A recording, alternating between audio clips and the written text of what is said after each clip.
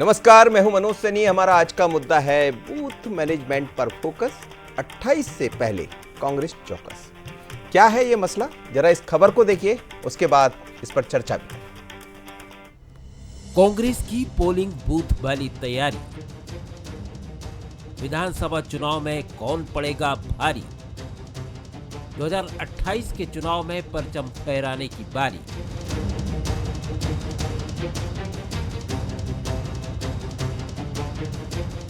क्या मध्य प्रदेश में 2028 का विधानसभा चुनाव संगठन वर्सेस संगठन होगा?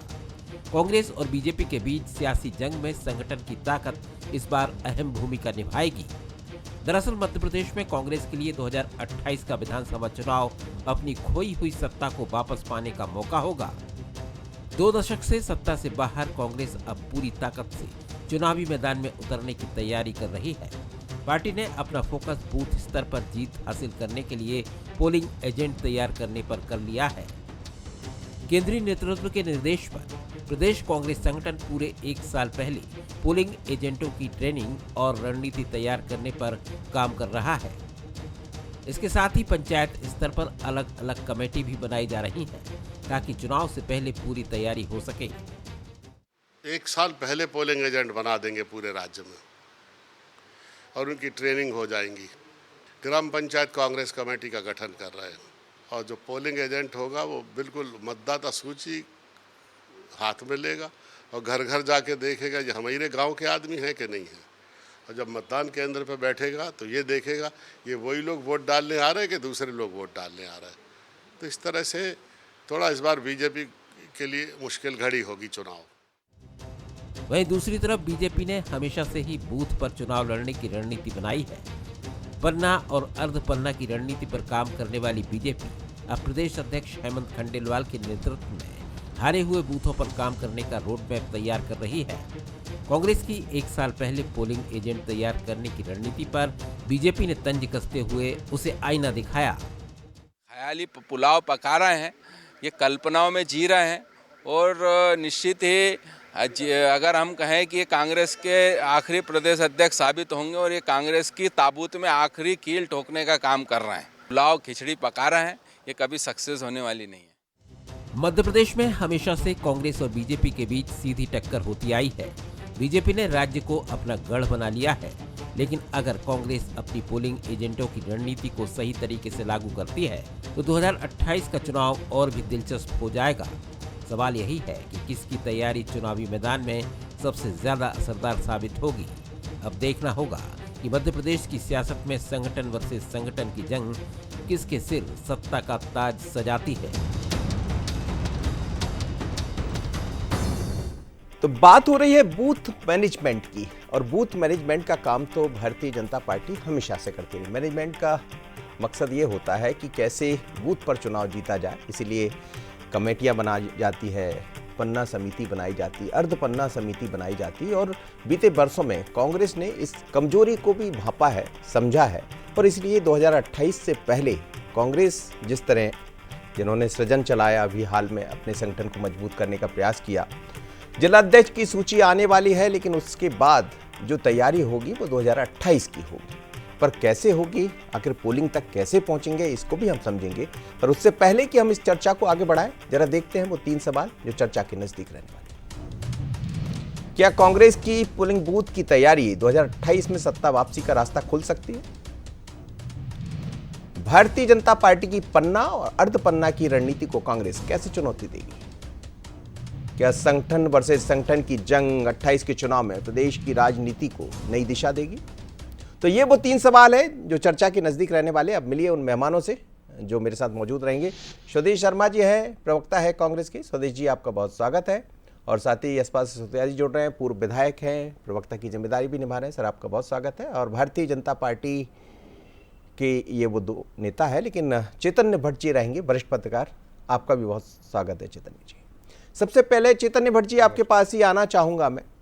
भारतीय जनता पार्टी हमेशा बूथ की राजनीति करती रही है और बूथ पर चुनाव लड़ती रही है। पिछली बार भी आपने देखा कि 65,000 बूथों की एक पूरी तैयारियां की गई और असर ये हुआ उसका कि 163 सीटें लेकर भारतीय जनता पार्टी की वापसी हो गई और कांग्रेस जो सपना तो मैं नहीं कहूंगा, जो प्रयास कर रही थी वो असफल साबित हुए। क्या कांग्रेस इस बात को समझ गई कि यदि चुनाव जीतना है तो फिर बूथ पर काम करना होगा, इसलिए एक साल पहले वो कह रहे हैं कि हम अपनी तैयारी कर लेंगे पोलिंग की?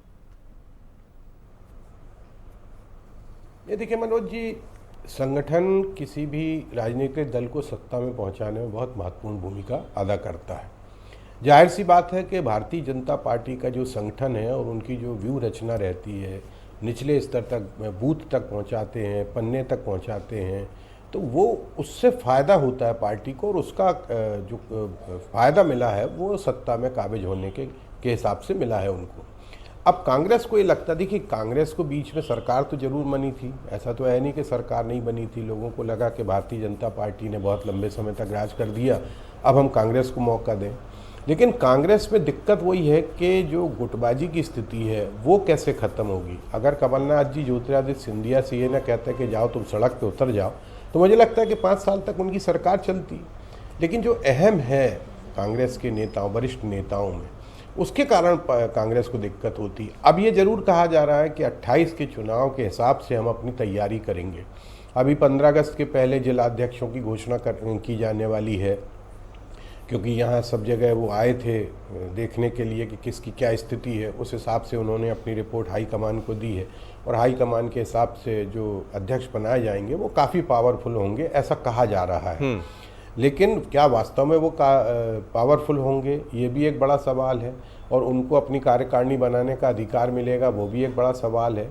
तो ये 28 के चुनाव की जो तैयारी है बूथ लेवल पे कांग्रेस करने की कोशिश कर रही। देखिए किसी भी संगठन से अगर अच्छी चीज़ सीखने मिलती है तो उसको सीखना चाहिए, और कांग्रेस को ये लगता है कि चूंकि भारतीय जनता पार्टी का संगठन मजबूत है और उनमें निचले स्तर तक वो पहुँचते हैं लोगों के बीच में, तो हमें भी ऐसा कुछ करना पड़ेगा ताकि हम 28 का जो चुनाव है उसमें हम विजयश्री हासिल कर सकें। अब विजयश्री हासिल हो या ना हो ये तो मतदाता पे निर्भर करता है, लेकिन कांग्रेस अपनी तरफ से जिस तरह की व्यूह रचना कर रही है और कोशिश कर रही है कि हम लोगों तक करीब पहुंच जाएं, तो उसके लिए एक अच्छा प्रयोग हो सकता है।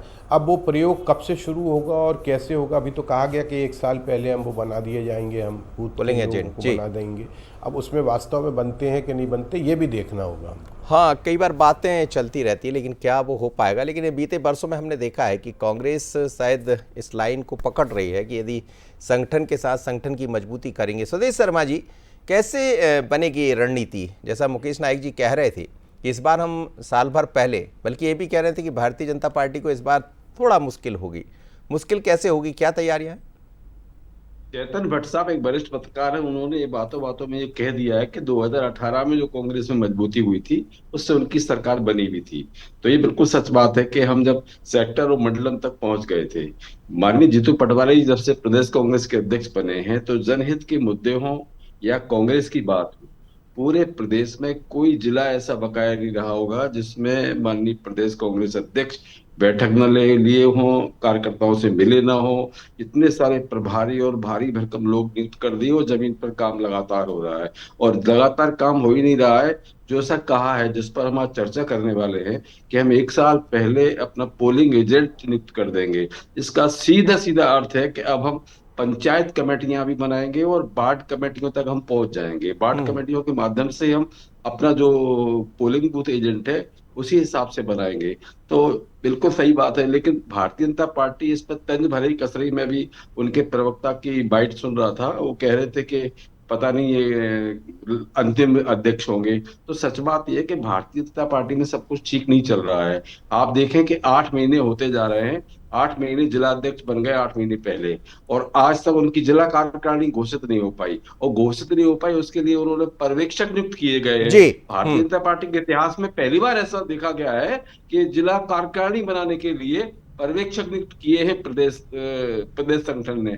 तो ये समझ लीजिए कि आपकी नकल मान ली गया, आयात नहीं, नकल नहीं मान ली, आयातित नेताओं से इनकी पार्टी को इनने भर लिया है।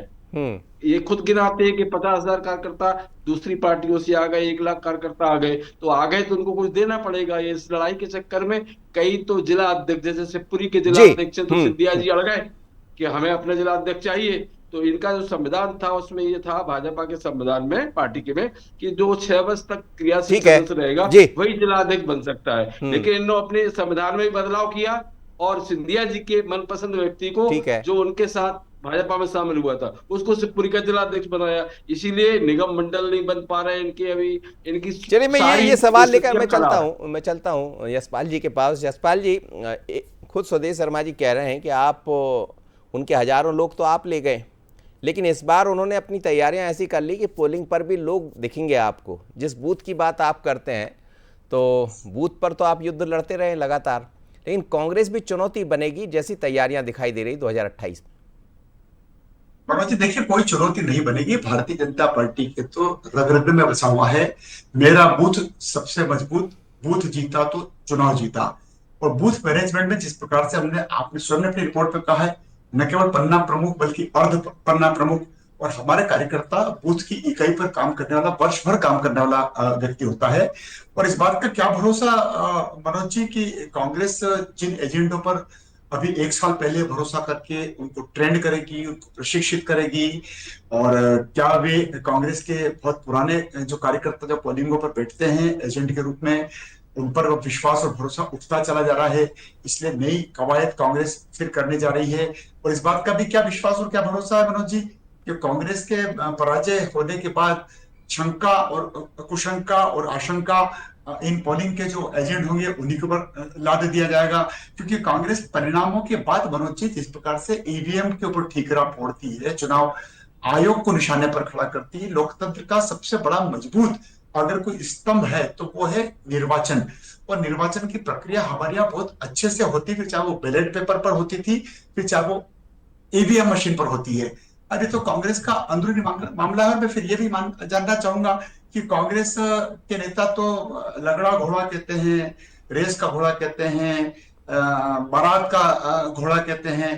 तो इन सबसे हट करके क्या अब नए सिरे से पोलिंग को नहीं वो एक बात यशपाल जी, कांग्रेस इस बात को समझ रही कि आप वोट चुरा लेते हैं। अभी देखिए चुराने का बात तो लगातार चल ही रही है, लेकिन उसमें ये भी समझना है उनको कि पोलिंग एजेंट हम इसलिए बनाएंगे कि जो वोट देने आ रहा व्यक्ति वो वही है या कोई और है। तो आप तैयारी समझिएगा कि जो वोट चोरी आप करते हैं जैसा वो कहते हैं, तो ये उसकी तैयारी भी है। मैं नहीं कह रहा हूं, ये वो कहते हैं। मनोज जी, लंबे वर्षों से कांग्रेस भी बीएल और बीएलए 2 की पोजीशन में होती है, बीएलए होते हैं। मतदाता सूची का पुनरीक्षण, निरीक्षण, पर्ची बांटने का काम हम भी करते हैं, कांग्रेस भी करती है। लेकिन ये नई चिंता की लकीरें कांग्रेस के मन मस्तिष्क में क्यों उभर करके आ रही है कि हम तो वोट ही चुरा ले जाते हैं? तो आपके सदस्य फिर क्या करते हैं, आपके पोलिंग एजेंट क्या करते हैं? और कांग्रेस तो दिग्विजय सिंह जी ने तो कहा था, मुझे याद है जब मैं पत्रकारिता के दौर में हुआ करता था, कि चुनाव विकास से नहीं जीते जाते हैं, मैनेजमेंट से जीते जाते हैं। तो अब कार्यकर्ताओं की याद आ रही कांग्रेस को इसका मतलब। मैं फिर कहना चाहूंगा कि वर्षों पुरानी इस कांग्रेस को कहां नए एजेंडों को, प्रशिक्षित चुनाव के एजेंडों की आवश्यकता पड़ रही है? इतनी पुरानी और प्रतिष्ठित पार्टी कहते हैं, और अब आप डिसाइड करने जा रहे हैं कि एक साल पहले हम पोलिंग एजेंट बना देंगे। अरे भारतीय जनता पार्टी के तो पोलिंग एजेंट वर्षों पुराने आज भी हैं। तो इसका मतलब है कि जो हम कर रहे हैं उस करने की तरफ आप आगे बढ़ रहे हैं। और जब आगे बढ़ रहे हैं तो नकल कितनी ही कर लें, कांग्रेस में नकल करने से भारतीय जनता पार्टी पर कोई असर नहीं पड़ेगा। क्योंकि हमारा जो निष्ठावान बूथ का काम करने वाला कार्यकर्ता होता है वो बहुत समर्पित भाव से काम करने वाला होता है। और कांग्रेस का पोलिंग का एजेंट अगर बनाएंगे तो क्या क्राइटेरिया तय करेंगे? क्या गुटों में बटी रहेगी कांग्रेस, क्या नेताओं में बटी रहेगी कांग्रेस के पोलिंग एजेंट? हमारा पोलिंग एजेंट तो मनोज जी किसी को भी टिकट मिले, हमारा पोलिंग एजेंट स्थायी रूप से पोलिंग एजेंट रहता है।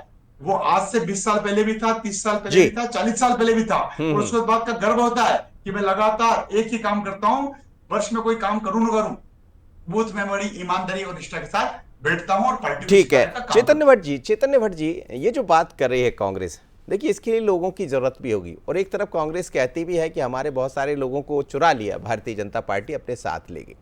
एक बड़ा भारी भरकम भारतीय जनता पार्टी जब संगठन की बात करती है तो संगठन को कहाँ, आपने देखा कि भीतर खाने में बहुत सारी बातें होती है, लेकिन जब कभी बाहर चीज़ें ऐसी कोई दिखाई नहीं देती जिससे ऐसा कहा जाए कि भारतीय जनता पार्टी कमज़ोर हो रही है या भारतीय जनता पार्टी के लिए कुछ चुनौतियाँ होंगी। ये आपको लग रहा है कि इस तरह का मैनेजमेंट करना अपने आप में कांग्रेस के लिए बड़ी चुनौती होगी? नहीं, देखिए ये बात तो सही है मनोज जी, कि ऐसा नहीं है कि इतनी बड़ी पार्टी है तो उनके अंदर खदल बदल ना होती होगी या गुटबाजी नहीं होती होगी, लेकिन चूंकि ऊपर से अनुशासन का जो डंडा चलता है ना, उसके कारण ये लोग सार्वजनिक स्तर पे अपने बयानबाजी नहीं करते। जबकि कांग्रेस में स्थिति ये है कि वहाँ दुहाई देते हैं कांग्रेस की हमारे यहाँ लोकतंत्र है, लेकिन वो लोकतंत्र कई बार अराजकता में बदल जाता है। हर व्यक्ति अपनी बात कहता है, उसके पे कोई रोक टोक नहीं होती है, और उस पर फिर कोई अगर इस तरह की बात भी करता है तो उस पर कोई कार्यवाही नहीं होती। ये भी एक बड़ा सवाल है कांग्रेस के शीर्ष नेताओं के लिए कि वो निर्णय नहीं लेते हैं जल्दी किसी भी चीज़ में। तो ये बात तो सही है कि भारतीय जनता पार्टी में भी वही स्थिति है, लेकिन वो सामने नहीं आती। कांग्रेस अपने तरफ से पूरा प्रयास कर रही। देखिए, उसने ये सोचा है कि अगर बूथ में जाके हम बिल्कुल निचले स्तर पे लोगों से बात करेंगे और अपने लोगों को बिठाएंगे, तो पोलिंग एजेंट बनाएंगे। 1 साल पहले से हम पोलिंग एजेंट बिठा देंगे, ताकि जैसा आपने भी कहा कि कांग्रेस का आरोप है कि जो वास्तव में वोट देने आ रहा है वो वास्तव में वोटर है कि नहीं है, इन तमाम चीज़ों को देखेगा। ये बात सही है कि कांग्रेस के बहुत से लोग भारतीय जनता पार्टी में शामिल हो गए हैं, और उसके कारण भी भारतीय जनता पार्टी के अंदर द्वंद्व की स्थिति है, क्योंकि वो भी चाहते हैं कि अगर हम दूसरी पार्टी से आए हैं तो हमें भी कहीं ना कहीं सत्ता का सुख भोगने का मौका मिला। आप देखिए कि 2.5 साल हो गए हैं, अभी तक निगम मंडलों में नियुक्ति नहीं हुई। बहुत से नेता इस बात के लिए तैयार बैठे हैं कि उनको नियम उसमें निगमों में मंडलों में नियुक्ति मिल जाए। तो यहाँ भी ऐसी नहीं है कि बड़ा बिल्कुल सीधा साधा हिसाब चल रहा हो, यहाँ भी ऊहापोह की स्थिति है। लेकिन कांग्रेस की जहाँ तक बात है तो मुझे लगता है कि कांग्रेस अपने तरफ से जो पूरा प्रयास करने की कोशिश कर रही है, और उसको ये लगता है कि हम बिल्कुल निचले स्तर पर जब पहुँचेंगे तब हम सत्ता के करीब पहुँच पाएंगे। क्योंकि लोगों, और दूसरी बात जो लोगों के मुद्दे उठाने वाली बात है तो कांग्रेस तो उठा ही रही है। अभी तो वो सबसे बड़ा मुद्दा निर्वाचन आयोग का है कि वो चोरी कर रहे हैं, और अभी उन्होंने भी बयान दिया है जीतू पटवारी ने कि हम भी इनकी चोरी की पोल खोलेंगे। तो ये तमाम चीज़ें हैं, इसमें कोई शक नहीं कि कांग्रेस लगातार जनता के मुद्दे तो उठा रही है, लेकिन वो उतने प्रभावकारी नहीं हो पा रहा है। ये भी एक बड़ा सवाल है कि वो क्यों इतने प्रभावकारी नहीं हो पा रहे हैं। ये भी हो सकता है कि एक मुद्दा उठाया जाता है और 2-4 दिन बाद उसको छोड़ दिया जाता है। तो अगर आप जैसे हमारे यहाँ जबलपुर में स्मार्ट मीटर का मुद्दा बहुत लंबे समय से चल रहा है और उसका प्रतिफल भी लोगों को मिला है, ऐसा नहीं है। हमारे यहाँ जो नगर अध्यक्ष थे वो लंबे समय से इसके खिलाफ आंदोलन कर रहे हैं, तो उसका फ़ायदा मिल रहा है। जनता से जुड़े मुद्दों का फ़ायदा तो मिलता है, लेकिन वो उतने प्रभावी हैं कि नहीं हैं, ये कांग्रेस को सोचना होगा। और अगर कोई आंदोलन चलाना चाहते हैं वो, तो उसको एक लंबे समय तक चलाना होगा, जब तक उसका किसी प्रकार का निर्णय ना हो जाए। तो कांग्रेस की अपनी तरफ से जो पूरी कोशिश है, मुझे लगता है कि देखिए, हर पार्टी जाती है कि चाहती है कि वो सत्ता में आए, और उसके लिए वो तरह तरह के प्रयोग करती है। बिल्कुल आप ठीक कह रहे हैं, तो लेकिन कांग्रेस भी उस तरह का प्रयोग कर रही है जो भारतीय जनता पार्टी। जी हाँ, बिल्कुल ठीक कह रहे हैं आप, भारतीय जनता पार्टी के प्रयोगों पर ही। और मुझे याद है कमलनाथ तो हमेशा ये कहते थे कि हमारी किसी से लड़ाई है तो वो संगठन से है, और जिस दिन हमारा संगठन मजबूत हो जाएगा, और राहुल गांधी ने उस पर काम किया है, सुदेश शर्मा जी, शायद वही लाइन है कि इसीलिए आप कह रहे हैं कि पहले से हम पोलिंग बूथ या पोलिंग पर जो एजेंट है उसको तैयार कर देंगे। चुनौती ये भी है कि उनका संगठन लगातार काम करता रहता, आपका संगठन भी काम कर रहा है, लेकिन लोगों की जरूरत पड़ेगी इसके लिए। जी स्वदेश जी। सैनी साहब, बिल्कुल सही सवाल किया आपने। राहुल गांधी जी ने चुनाव आयोग की लिस्ट, बाकायदा मतदाताओं की सूची निकाली है, जिसमें एक कमरे में 80 लोग रह रहे हैं। अब बताइए क्या ये हो सकती है? एक महिला जो 70 साल की है, वो फॉर्म 6 का दुरुपयोग किया जाता है कि वो पहली बार वोटर है। अब इस तरह की ऐसी भ्रांतियां, और हमने चुनाव आयोग पर सवाल उठाए, लेकिन उसका चुनाव आयोग का बचाव कौन करता है? भाजपा के लोग। जैसे चुनाव आयोग ना होकर के भाजपा का एक विंग हो। अरे, हम विश्व के सबसे बड़े लोकतांत्रिक देश हैं, और लोकतंत्र में सबसे बड़ा पर्व अगर कोई माना जाता है चुनाव और मतदान। और मतदान, मताधिकार की जो आहुति होती है, उस आहुति को चुरा लेना या फर्जी मतदान किया जाना है। एक व्यक्ति कर्नाटक में भी वोटर है और काशी में भी वोटर है, और एक अलग अलग समय में चुनाव हुए हैं। तो अब इनने एक एक व्यक्ति, जब मैंने मीडिया में भी देखा, उसने बयान दिए हैं कि मैंने 4 वोट डाले, कोई कह रहा मैंने 6 वोट डाले, कोई 10 वोट डाले। अब ऐसे आप करवाओगे, और वो भारतीय जनता पार्टी के कार्यकर्ताओं के घर है। तो सच बात यह कि वोटों की चोरी की जो हमने आवाज उठाई है माननीय राहुल गांधी जी ने, इससे पूरे देश में आंदोलन की स्थिति बन चुकी है, और सरकार बौखलाई हुई है। सरकार चुनाव आयोग का बचाव कर रही हो। चुनाव आयोग ऐसे पंगु बना बैठा है कि कार्रवाई तो कर नहीं रहा है। राहुल गांधी को धमका रहा है कि आप हलफनामा सुधीर शर्मा जी, दीजिए। लेकिन अरे बात भाई, हम बात तो ये हमेशा होती रही है कि आप एक तरफ आरोप लगाते हैं। 18 में आपकी वापसी हुई, मध्य प्रदेश में आपकी सरकार बनी, देखिए, जब भी तो चुनाव आयोग था, उसके बाद फिर आपकी बात हुई, कर्नाटक में सरकार बनी, हिमाचल में सरकार बनी। बीजेपी हमेशा कहती है जहां आप जीतते वहां ऐसी बात नहीं होती है। बात हुई, लेकिन जब एक लोकसभा और एक विधानसभा के वोटर लिस्ट पूरे इकट्ठे, इतना बड़ा गट्ठा इकट्ठा किया और आके प्रेस कॉन्फ्रेंस राहुल गांधी जी ने की है, तो उसको कोई चैलेंज कर दे, उस पर कार्रवाई हो जाए और सरकार ही एक बयान दे दे कि हम इसकी जांच कराएंगे। लेकिन सरकार तो क्या करती है, भाजपा की सरकार है, सरकार करती है चुनाव आयोग का बचाव, जैसे चुनाव आयोग इनकी किसी संगठन की कोई विंग हो। अरे सच बात यह है कि चुनाव की चोरी, वोटर की चोरी लगातार भारतीय जनता पार्टी करती है। इसीलिए माननीय प्रधानमंत्री महोदय जो 8-8, 10-10 लाख से जीता करते थे, 1-1.5 लाख से जीत पाए। इसीलिए आप एजेंट बना रहे हैं, 1 साल पहले पोलिंग एजेंट इसलिए बना रहे हैं। बिल्कुल बिल्कुल, हमें लोकतंत्र को बचाना है। संवैधानिक संस्थाओं को चेता रहा हूं कि संवैधानिक संस्थाएं चेत जाएं, किसी भी राजनीतिक दल की का बिल्ला जेब में रख करके काम ना करें, निष्पक्षता से लोकतंत्र को कायम करने की दिशा में काम करने की जरूरत है। यशपाल जी, एक बात महत्वपूर्ण है कि लगातार आप सत्ता में हैं बीते 20 वर्षों से, और जाहिर सी बात है कि सत्ता में जब बने रहते हैं तो उसको एक जैसा बनाकर रखना, कई सारे चैलेंज भी आ जाते हैं, चुनौतियां भी आ जाती है, और कार्यकर्ता के बीच में ये बात भी रहती कि हम तो सत्ता में हैं। 18 में आपने देखा, बाद में जब आपकी समीक्षा हुई तो यही देखा गया कि शायद कार्यकर्ताओं को ये लगता था कि ऐसा तो हो ही नहीं सकता कि भारतीय जनता पार्टी वापसी नहीं करेगी। भारतीय जनता पार्टी की वापसी हुई नहीं और कांग्रेस ने सत्ता में वापसी कर ली। तो क्या इस तरह की चीजें हैं पार्टी के भीतर और इसी को कांग्रेस समझ रही? देखिए मनोज जी, 2018 में जिस प्रकार से कुछ सीटों से हम लोग पीछे रह गए थे, तो हमने ठीकरा ईवीएम मशीन पर नहीं फोड़ा, हमने फर्जी मतदाताओं के ऊपर नहीं फोड़ा। अब हम तो कांग्रेस के लोगों से पूछना चाहेंगे कि राहुल गांधी जब चुनाव जीत जाते हैं, प्रियंका वाड्रा जी जब चुनाव जीत जाती है, कई कांग्रेस के राज्यों में कांग्रेस को सफलता मिल जाती है, तो वहां बोगस वोटर लिस्ट की आप बात नहीं करते, वहां पर ईवीएम मशीन के ऊपर ठीकरा नहीं फोड़ते, वहां पर चुनाव एजेंट को भारतीय जनता पार्टी के एजेंट के रूप में करार देने की आप बात नहीं करते हैं। तो ये दोहरी पॉलिसी है। और अभी लगातार देखिए, अगर चुनाव आयोग ने बिहार में जिस प्रकार से वोटों को खंगालने का काम किया है और फर्जी और नकली वोट हम अगर छांट रहे हैं, निर्वाचन आयोग छांट रहा है, तो फिर कांग्रेस क्यों लोकतंत्र और प्रजातंत्र की और निर्वाचन के ऊपर प्रश्न चिन्ह खड़ा करने की कोशिश कर रही है? हमने चुनाव में हार के कभी भी कारणों में ठीकरा चुनाव आयोग पर नहीं फोड़ा है। चुनाव आयोग भारत का निष्पक्ष, तभी तो राहुल गांधी जी को विदेशों में जाकर के हमारे लोकतंत्र की आलोचना करना पड़ती है। चुनाव आयोग पर प्रश्न चिन्ह खड़े करते हैं, सुप्रीम कोर्ट पर प्रश्न चिन्ह खड़ा करते हैं, सेना के ऊपर प्रश्न चिन्ह खड़े करते हैं। आखिर कांग्रेस चाहती क्या है इस देश में? जिस प्रकार से सेना का और जिस प्रकार से चुनाव आयोग का जो काम है वो निष्पक्ष है। वो वीडियो दिखा रहे हैं, एक कमरे में बैठकर वोट डाल रहे हैं, वो तो वीडियो भी दिखा रहे हैं जी। वो तो कई सारे वीडियो लेकर आए हैं, ऐसा उनका आरोप है कि हमारे पास तो वीडियो भी है कि एक ही कमरे के लोगों को पहले तैयार किया जाता, बाद में उनसे वोट डलवा दिया जाता। देखिए मनोज जी, अगर निर्वाचन आयोग राहुल गांधी जी से एफिडेविट देने की बात कर रही है, आप शपथ पत्र दीजिए ना, आइए ना, तो राहुल गांधी बगले जा रहे। संविधान की किताब लेकर के जिस प्रकार से गुमराह करने की कोशिश की, उसी प्रकार से चुनाव आयोग को कोट करते हुए कांग्रेस जिस प्रकार से वातावरण बनाने की कोशिश कर रही है, गुमराह करने की कोशिश कर रही है, भ्रांतियां फैलाने की कोशिश कर रही है, ये गलत तरीका है। बता देना, आप बोल देना, 1 मिनट रुक जाइए, पूरी बात सुन लीजिए जी। जांच कराएंगे और जो दोषी होगा उसको हम पनिश करेंगे। ऐसा चुनाव क्यों नहीं कह पा रहा है?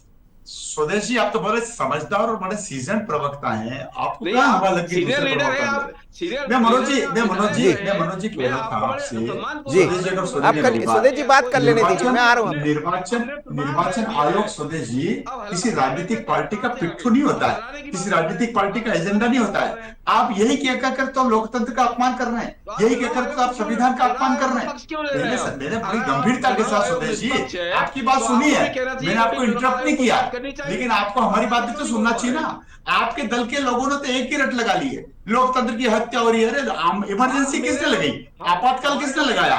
और अभी भी संविधान की रक्षा करने की आप बात मत करो। बाबा साहब अम्बेडकर के साथ धोखा किसने किया? सरदार वल्लभ भाई पटेल के साथ धोखा किसने किया? आपकी पार्टी ने हमेशा अच्छे लोगों के साथ धोखा किया है। सुदेश जी, आप सरल व्यक्ति हैं, आप अच्छे व्यक्ति हैं, लेकिन आप उन प्रवक्ताओं की तरह डिस्टर्ब मत करिए जैसा कि आप अन्य प्रवक्ता करते हैं। कांग्रेस ने हमेशा अच्छे लोगों के साथ धोखा किया है और कांग्रेस आज षड्यंत्र चलिए जी, आयोग के साथ, संविधान के साथ लोकतंत्र के साथ आप षड्यंत्र कर रहे हैं, आप धोखा दे रहे हैं, जनता को गुमराह करने की कोशिश कर रहे हैं, लाल किताब लेकर के संविधान के नाम नहीं, दोनों यशपाल जी दोनों देखिए, दोनों एक तरफ वो आरोप भी लगा रहे हैं, दूसरी तरफ ये भी है कि बूथ को कैसे जीता जाए, जो आपकी प्रक्रिया रहती है, जिस तरह आप अपनी रणनीति बनाते हैं, इसीलिए वो अपने पोलिंग एजेंट तैयार कर रहे हैं। यशपाल जी क्या किया कि अब तक कांग्रेस के पास पोलिंग एजेंट नहीं थे क्या? रेस का घोड़ा, लंगड़ा घोड़ा, बारात का घोड़ा, आप अपने कार्यकर्ताओं को तो घोड़ों से तुलना करते हैं, कल साहब गधे से तुलना मत करने लगना, क्योंकि कांग्रेस में जब जब पराजय होती है, जब जब हताशा निराशा का दौर आता है, वो इसी प्रकार की बातें करती है, और इसी प्रकार की बातें करने से मनोबल टूटता है। टाइगर आ गया, आया टाइगर आया, आपने अपने कैबिनेट मंत्री जी, मैंने तो चलिए हो गया, डिस्टर्ब नहीं किया मेरे भाई, एक शब्द नहीं बोला मैं आपकी डिबेट में, आप मेरी बात गंभीरता से सुन तो लो। चेतन जी चलिए, स्वदेश जी कब से हो रही है प्रक्रिया शुरू आपके एजेंट बनाने की? साल भर पहले से या साल भर पहले ट्रेनिंग की चलेगी? पूरे हर एंगल पर लगातार प्रशिक्षण हो रहे हैं, लगातार काम हो रहा है, यहाँ तक कि प्रवक्ताओं तक की कल से प्रशिक्षण हमको भी दिया जा रहा है, और हमारा पीसीसी में बाकायदा सेंट्रल से लोग आकर के हमको प्रशिक्षित करेंगे। जबकि प्रशिक्षण का काम क्या है, हमारा काम क्या है कि हमको जो नई नई टेक्नोलॉजी आ गई है उनका ज्ञान प्राप्त कराया जाना। बहुत छोटी प्रतिक्रिया चैतन्य जी हो गया सर। चेतन भट्ट जी लगातार सत्ता में भारतीय जनता पार्टी है, कांग्रेस सत्ता से बाहर है, तो चुनौती तो है कांग्रेस के लिए भी और भारतीय जनता पार्टी के लिए भी।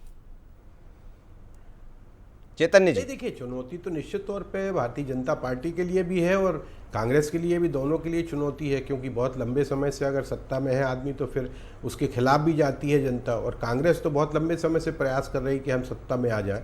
तो दोनों तरफ चुनौतियां हैं। अब उन चुनौतियों को कैसे स्वीकार करती है और उसको किस तरह से निपटाती है, दोनों पार्टियों के बड़े नेताओं पे और उनके संगठन पे निर्भर करता है। जब कोई सेना लगातार हारती है तो वो एक नई रणनीति के साथ चुनाव इसमें मैदान में आती है, लड़ाई के मैदान में आती है। तो हो सकता है कि कांग्रेस अपनी पूरी जो स्ट्रेटजी है वही बदल के भारतीय जनता पार्टी को परास्त करने की प्रयास करे, और इसके लिए जिस तरह से बताया है अभी स्वदेश जी ने भी कि भाई हम लगातार प्रशिक्षण दे रहे हैं, प्रवक्ताओं को भी प्रशिक्षण दिया जाएगा कि अपनी बात किस तरह से मीडिया चैनल्स में रखी जाए। तो ये तमाम चीज़ें हैं जो कहीं ना कहीं पार्टी को आगे बढ़ाने में सहायक होंगी, और कांग्रेस का एक लंबा चलिए लोकतंत्र की खूबसूरती भी इसी में है कि चुनाव जब हो तो ऐसा लगना भी चाहिए। वैसे भी मध्य प्रदेश की जो पॉलिटिक्स है वो बाइपोलर पॉलिटिक्स, यानी दो ही दल चुनाव मैदान में होते हैं, तो जाहिर है कि दोनों दलों पर लोगों की नज़र भी होती है और मतदाता इस बात को समझता भी है। इसीलिए 18 में कांग्रेस की वापसी भी हुई, लेकिन सरकार नहीं चला सके 5 साल। वजह आप सब जानते हैं। आप सभी मेहमान मेरे साथ जुड़े, स्वदेश जी, यशपाल जी और साथ ही चेतन भट्ट जी, आप तीनों का बहुत धन्यवाद। पर इतना तय है कि 2028 का चुनाव जिस तरह कांग्रेस दावा कर रही है, यदि ऐसा होता है तो बहुत दिलचस्प होगा। नजरें रहेंगी, लेकिन अभी समय बहुत है, क्योंकि अभी तो 25 चल रहा है और 28 आते आते क्या क्या होता है ये भी देखना होगा। बंसल न्यूज़ पर बने रहिए लगातार। नमस्कार। क्या है आगे यार?